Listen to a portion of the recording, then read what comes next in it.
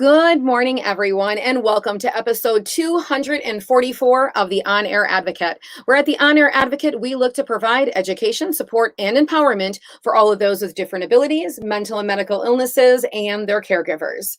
For those of you who may not know me, my name is Tammy Flynn, and I am the host and producer of the On Air Advocate, and I am super excited if you guys are joining us this early morning or whether you are catching this on the replay. Now, as always, if you are watching this from any type of social media application, please hit the share button and share the love with others.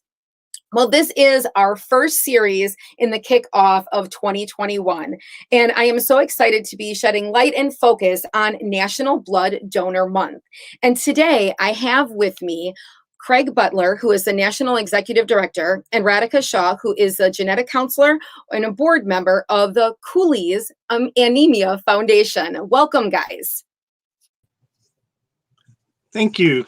Thank you, Tammy. It's such a pleasure to be here, and we're so excited to be helping you kick off your new year, and especially excited to be a part of your emphasis on National Blood Donor Month. This is, I think, blood donation is important just in general for everyone, but for those of us that are involved with the Cooley's Anemia Foundation, this is something which is especially important to us. And why is that? Well, the Cooley's Anemia Foundation is the only national nonprofit in the United States which is entirely devoted to people with Cooley's anemia, which is more commonly known as thalassemia, a little bit difficult to say. And people that are born with thalassemia have a special need for blood donations because of a flaw in their genetic makeup. They don't make enough of one of two hemoglobin chains, and as a result, if you have a severe form of thalassemia, you need blood transfusions as often as every 2 weeks. So you can see why this would be something which is very important for those of us in the thalassemia community. Yes. And in the thalassemia, and I was practicing that word. Excellent. You did it. You did it great. Is there, what is the percentage of people in America, United States, outside of the United States, the world that have this condition? Well, the good news is that this is considered a rare genetic disorder, especially in the United States. It's part of a group of larger of a larger blood disorder category called hemoglobinopathies, which includes sickle cell. And hemoglobinopathies as a group is one of the most common genetic disorders around the world. But thalassemia itself is not as common as sickle cell. And in the United States, one of the great things about the fact that it's a rare genetic disorder is that means there aren't that as many people that have it, which is great. On the other hand, that means coming up with hard statistics is a little bit harder than if you have something which affects a great number of people. The foundation estimates that there are between 2,000 and 3,000 people in the United States that have a severe form of thalassemia. However, there are some of our doctors who have done some epidemiological surveys who think the number might be significantly higher than that, based on how broadly we want to define thalassemia and on people who may have a slightly less severe form of it. And thalassemia being a genetic disorder is something which is inherited, and people who carry the trait for thalassemia will not have the same issues as people that have a full-blown case of thalassemia. And we estimate that there are around 2 million trait carriers in the United States, most of whom probably don't know that they carried the trait. So are people symptomatic from this? Oh. So if you... I was going to jump in if you don't mind, Craig, because this is a little bit more of my forte. So good morning, Tammy and Craig. Good morning. Very nice to be with you both. So as you mentioned in your intro, I'm not only a board member of the Cooley's Anemia Foundation, but I'm also a practicing genetic counselor, and this is kind of my bread and butter. So people who are a carrier, meaning that if you remember from back in science classes, we all carry 2 copies of our genes, one from our mom and one from our dad. So in order to have the severe form of thalassemia, you need to have both of those genes that cause thalassemia to be defective. Now, meaning if you're a carrier, that means you only have one that is defective. The other one works fine and therefore can produce the hemoglobin and normal functioning red blood cells. So carriers are generally healthy, but on a blood count, they'll be slightly anemic. So their levels will be just a little lower than normal. But other than that, they function and are completely have typical everyday lives. And the only way they would probably know that they are anemic is if they did in fact do a blood test. But as we were discussing, people who are carriers are at risk of having a child with the full-blown condition. So if two people who are carriers have a child together, they have a 1 in 4 chance of having a child with this severe form of thalassemia, more commonly known as thalassemia major. And what are the symptoms with that lead to that, like needing, because I know that Craig was speaking about needing blood like every 2 weeks. If you weren't, then how do you get to that point to know that you need blood? So if a person has thalassemia major, what happens is they start showing symptoms by about 6 to 12 months of age of life. So when they're first born, they're fine, but over several months, they start developing. They become irritable. They have what's called failure to thrive, which means that they're not gaining weight and developing like a normal child would. Their liver and their spleen can start to enlarge. And hopefully the pediatrician will start to recognize that, this child is not following the normal growth curve, and they seem very pale. And like I said, their abdomen may look a little larger because the spleen and the liver might starting to enlarge. And hopefully they will start running blood work, and then they would see immediately that the blood counts are much lower than they should be. Mm-hmm. And so that's what happens is they will follow the blood counts. And if they are under a certain parameter more than 2 times consecutively in a certain period of time, they will initiate blood transfusions.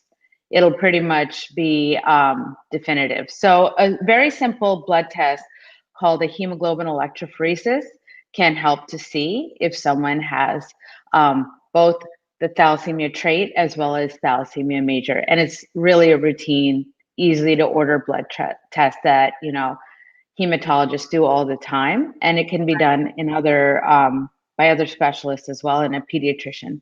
So as Craig was alluding to, people with thalassemia can need blood transfusions as often as every 2 weeks. But when you're very young, obviously you're small and your body isn't very big. So in the beginning, children, babies, when they start blood transfusions, don't require transfusions that often. But as they age and their bodies grow, they will need more blood, so that when they become adults, it can be as often as 2 times a week. And like you were saying, if they have like more of the major forms, some of the symptoms like being failure to thrive and whatnot. So from a growing perspective, nutritional perspective, whatnot, if this isn't caught and if the condition is intended to, obviously those things will worsen. Correct. If a child does not get blood transfusions, the failure to thrive will worsen to the point where someone without blood transfusions will become so severely anemic, they'll start to develop heart failure and usually pass away by their mid to late childhood. Okay. So it's lethal. It's lethal. Your body needs blood. And specifically, it's the red blood cells that are affected by this disorder. Red blood cells require hemoglobin, as Craig was alluding to. Hemoglobin is the part of the red blood cells that binds reversibly to oxygen. So the function of red blood cells is to transport oxygen from your lungs to all the parts of your body. So if the hemoglobin is defective, then your blood cells can't move the oxygen as needed. And as such, your body can't thrive, it can't grow, it can't develop. So without blood, your body cannot survive. It's pretty much, there's nothing else you can do. So blood transfusions are needed, and without them, the disease is lethal. But thankfully, we are very blessed that people are kind and generous and they donate blood. And that's the reason why individuals with severe forms of thalassemia are able to not just survive, but to thrive. Yeah. And I am living proof of that because I am someone who has thalassemia major. So, Okay. And so now, how often do you still, in your adult years, do you still get a blood transfusion often? yes, in fact, I got blood transfusions right at the end of the new year. I got it right. That's how I started the new year, all fresh and ready to go. I received blood transfusions between 2 and 3 times, every 2 or 3 weeks. Yeah, it really depends. But yeah, I'm 45 years old and I've been getting transfused since I was 18 months old. Oh my goodness. Okay. Yeah, we had tried to calculate at one time how many units of blood I've received, and I think I'm well over 1,500 units of blood, if not closer to 2,000 by now in my lifetime. And the need for this is so great. And I don't know which one of you want to tackle this, but obviously being here today should just draw attention and awareness to National Blood Donor Month.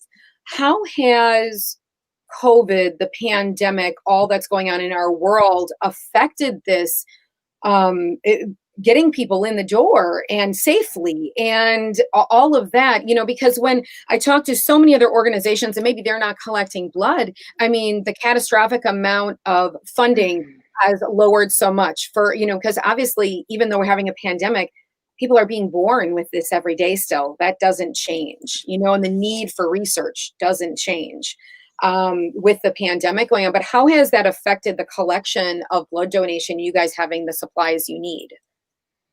Well, I mean, I can speak as to the blood part. I'm sure Craig can talk about how the financial impact it's had on our organization. But in terms of blood donations, let me tell you, being a person who is reliant on blood and living in New York in March and April of 2020 was incredibly stressful. I volunteer with the New York Blood Center and I share my story in order to kind of encourage people why blood donation is so crucial for so many. And I remember reaching out to them in March and saying, am I going to be able to get blood? Because while I know the doctors and the nurses in my clinic are going to do what they can, they will transfuse me. They will make sure I can get into the hospital. They're not the ones that control the blood supply, right? And it's the New York Blood Center locally that is the ones that do the big blood drives and collect the units. So I went straight to them and I said, is this going to be an issue? And they said, no, we're working on it. Don't worry. We have plans and actions. And we're having lots of, literally thousands of blood drives were canceled because once the schools and the colleges shut down, that was a big source. Because while obviously children under 16 cannot donate blood, elementary schools, PTAs often do blood drives, right? And colleges do blood drives. So once they were all shut down, that was thousands of blood drives that were unable to happen.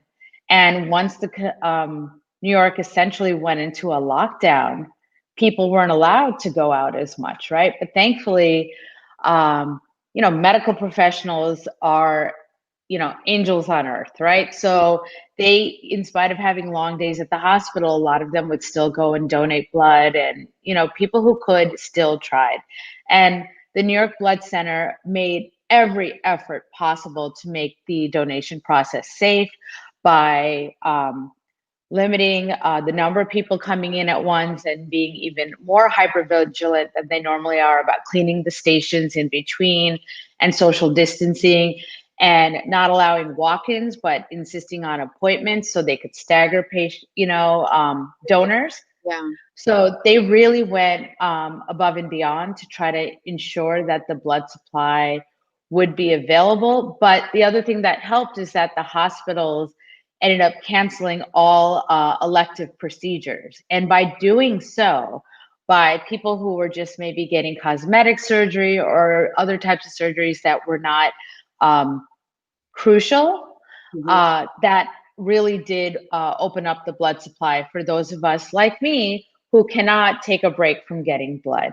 But I honestly was concerned. The last time I was this worried about getting my blood was September 11th, when actually I was delayed a few days because I was living in New York and all the blood at that point was earmarked toward the victims that were never found. But it was scary. And I actually do know of some patients who, instead of getting 2 units of blood, because adults usually need 2, were only given 1. Some people did have to delay a few days, especially people who have certain antibodies in their blood, so they're not easy to match. They just didn't have the blood, so they had to say, no, we don't have your blood type yet, but we're hoping to get it in the next day or two. Hang tight, which is hard for someone who needs blood, because it's not that we can just hang tight and just stay status quo. Our body gets continually weaker as our blood count drops. So the pandemic has and continues to be scary, because especially now that we're hitting a second wave, we wonder if schools start to shut down again and stricter social distancing and policies occur and a lockdown happens again. What is that going to mean for the blood supply? So, Craig, I'm sorry. I'm sure you probably have some other viewpoints to add in. You've covered things greatly, and I appreciate that. I did want to just expand slightly on a couple of things that Radhika mentioned. One thing being that, yes, we were at the foundation, we were a little bit in a panic when COVID first struck, and literally tens of thousands of blood drives were canceled almost overnight. And we really thought there was going to be a major problem. But the blood centers and the blood donation community really pulled together in terms of saying, okay, well, we can't go to a blood drive. We'll make arrangements to go to the blood center or a hospital to make donations. It was still very tight because you can't get as many people that way as you can when you're having thousands of blood drives. But we soldiered on. As Radhika mentioned, there were some instances where patients had to make do with less blood than they would normally have gotten. But fortunately, people survived.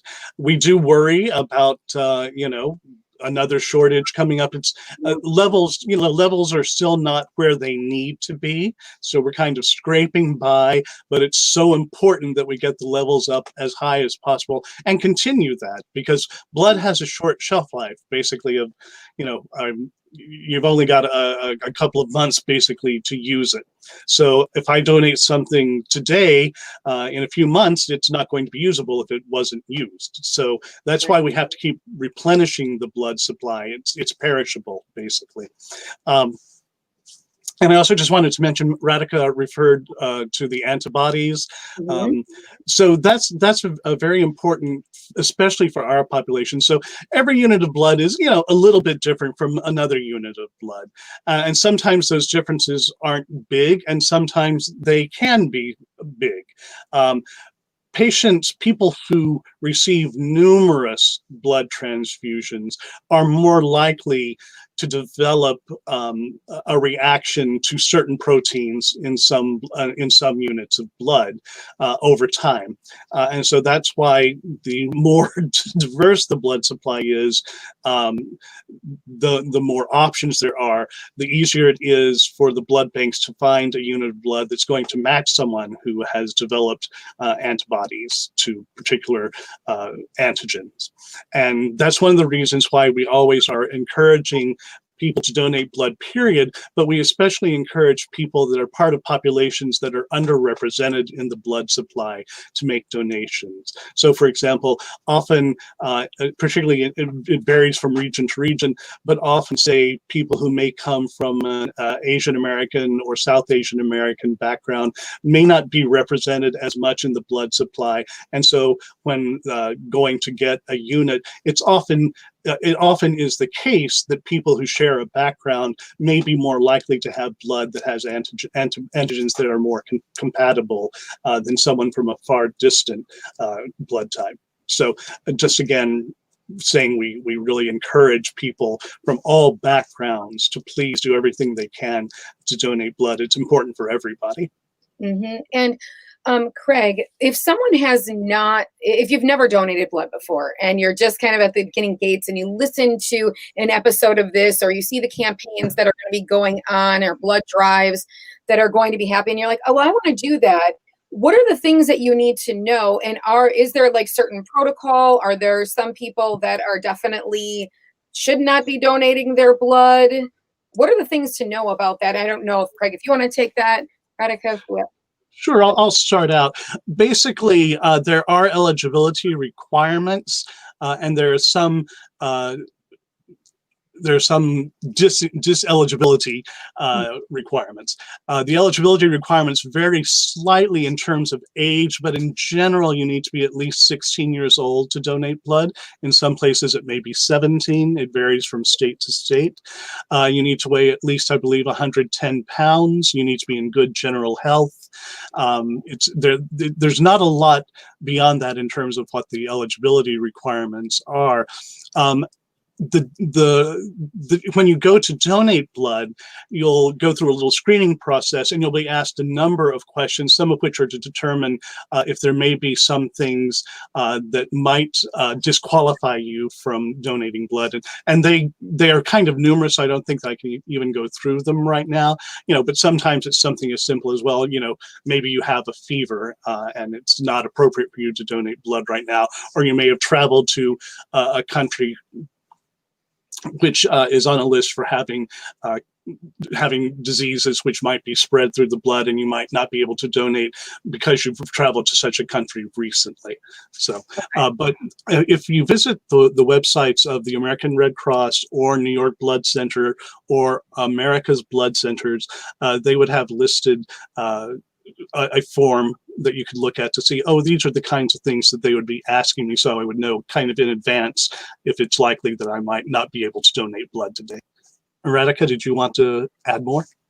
I think you were pretty eloquent in what you stated. Yeah, so you have to be, as you said, 16 or 17, depending on the region, and about 110 pounds, and in good health at the time.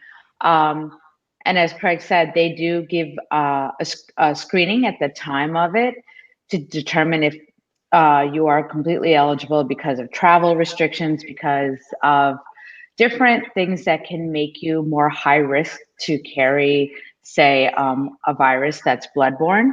So obviously we don't want to put that into the blood, into the donor pool. So they do want to make sure that you're healthy to donate blood and that you are not anemic yourself. So they do like a finger prick, I believe, to check your account. And if your account's a little too low, they won't let you donate blood. If your blood pressure's too high, at the time, they don't want you to donate blood, obviously.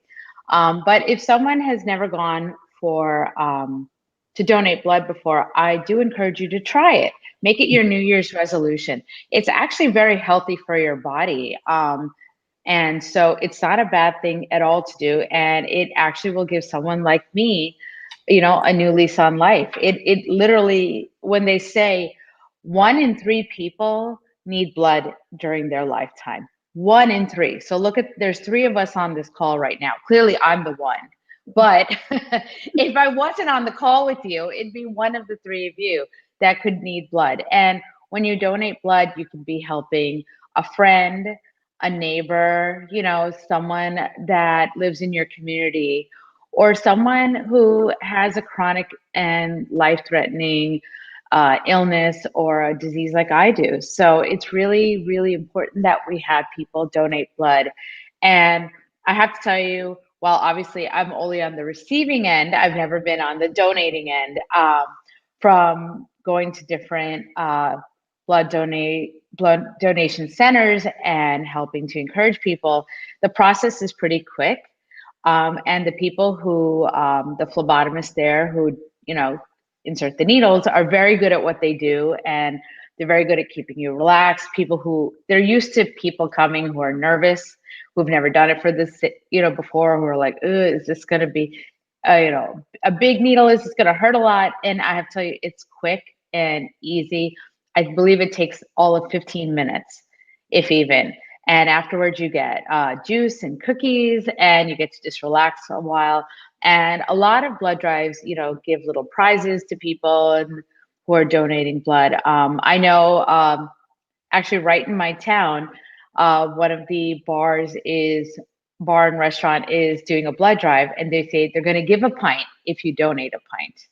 So I think that's really good encouragement. I don't know about you, but we want to, reward people who are doing such a selfless thing, because yeah, maybe you'll get a pint of beer out of it and that'll be great for you, but you're going to give me another couple of weeks of being able to live my life and do the things I love to do. But donating blood is a really great thing to do, and it's easy, and it can be done every 56 days. And we are grateful for those people who donate blood regularly. And there are many people who do, but what we need to do is encourage the younger generation to make this something that they do regularly. And that's why blood drives are often targeted at high schools and colleges to kind of encourage students. And as Craig said, it's super important to get a more diverse blood supply, because it's more than just about being A positive or B negative or O positive. There's a little more nuances to matching blood.